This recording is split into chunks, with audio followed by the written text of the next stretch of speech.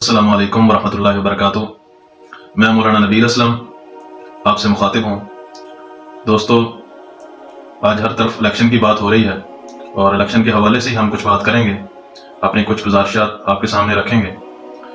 सबसे पहली बात यह है कि शरई नुक्ता नज़र से वोट देना चाहिए या नहीं देना चाहिए, और दूसरा अहम सवाल यह है कि वोट हम किसको दें, और तीसरा सवाल यह है कि वोट देने का क्या फ़ायदा होगा।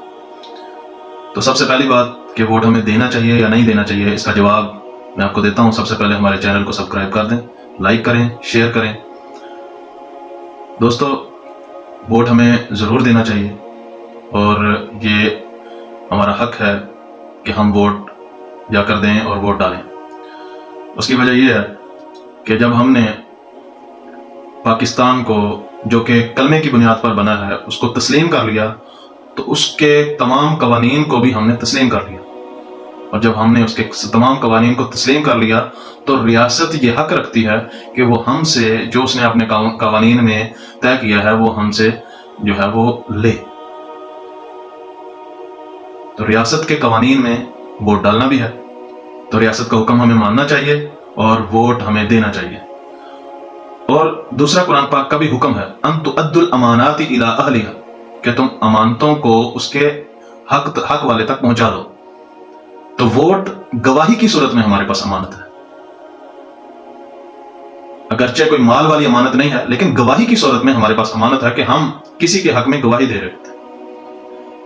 तो कुरान पाक का भी ये हुक्म आ गया कि तुम अमानतों को उसके अहल तक पहुंचा दो।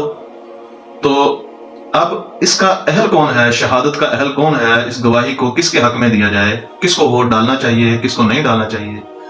जब ये अमानत है, गवाही जब ये एक अमानत है, तो अमानत चोर के सुपुर्द तो नहीं की जा सकती, डाकू और जानी के सुपुर्द तो नहीं की जा सकती, लुटेरे और शराबी और झूठे के सुपुर्द तो नहीं की जा सकती, फ्राडिये, कातिल और जालिम के हक में तो गवाही नहीं दी जा सकती। तो लिहाजा इनके हक में गवाही देना हराम होगा। तो हम वोट किसको दें? हम हर सिमत जब देखते हैं, इधर उधर देखते हैं, तो सारे इस तरह के लोग खड़े हैं जिनके किसी के 40 केस हैं, किसी के 20 केस हैं, किसी के 15 केस हैं, कोई किसी का हक खा रहा है, कोई किसी को हक दे नहीं रहा। तो ये जितने भी खड़े हैं, सारे के सारे जालिम लोग खड़े हैं, सारे के सारे लुटेरे लोग खड़े हैं। तो इनके मुतबादिल मेरे दोस्तों उलमाए किराम खड़े हैं। अगर आपको वो शख्सियात नजर आती हैं, क्या उलमाए किराम आपको नजर नहीं आते? जो जिन इलाकों में उलमाए किराम खड़े हैं, उन उलमाए किराम को दीनी शख्सियात खड़ी हैं, और कोई ऐसे लोग खड़े हैं जिनका माजी बेदाग है, जिनका माजी जो है वो बिल्कुल बेदाग है, और उन्होंने किसी के ऊपर जुल्म नहीं किया, किसी से रिश्वत नहीं ली, किसी का कत्ल नहीं किया, उनके ऊपर केसेस नहीं है। तो हम ऐसे लोगों को सामने लाएं, ऐसे लोगों को आगे लेकर आएं, ऐसे लोगों को वोट दें। और उलमाए किराम को जितवाने का, उलमाए किराम को वोट देने का फायदा ये होगा कि जब उलमाए किराम ज्यादा से ज्यादा असेंबली में मौजूद होंगे, कौमी असेंबली में मौजूद होंगे, सूबाई असेंबली में मौजूद होंगे, तो आपके इस मुल्क जो कि ला इलाहा इल्लल्लाह मुहम्मद रसूलुल्लाह की बुनियाद पर बना है, इस मुल्क का तहफ़्फ़ुज़ होगा, इसके कवानीन का तहफ़्फ़ुज़ होगा, और तहफ़्फ़ुज़ नामूस रिसालत का तहफ़्फ़ुज़ होगा, तहफ़्फ़ुज़ नामूस सहाबा का तहफ़्फ़ुज़ होगा, इस्लामी कवानीन का तहफ़्फ़ुज़ होगा, मसाजिद और मदारिस का तहफ़्फ़ुज़ होगा, औरतों की हिफाजत होगी, औरतों को उनके हुकूक मिलेंगे, और इसी तरीके से सूद का खात्मा होगा, और मुल्क के अंदर शरई सजाएं नाफिज होंगी जब हम उलमाए किराम को वोट देंगे। लेकिन क्या आप समझते हैं कि 8 या 10 मौलवियों को आप असेंबली में भेज के और आप उनसे मुतालबा कर रहे हैं कि इस्लाम नाफिज करो, इस्लाम क्यों नहीं नाफिज करते, और इस्लामी कानून क्यों नहीं बनाते, सजाएं क्यों नहीं देते? पहले आप 300 से ज्यादा उलमाए किराम को चुनो तो सही।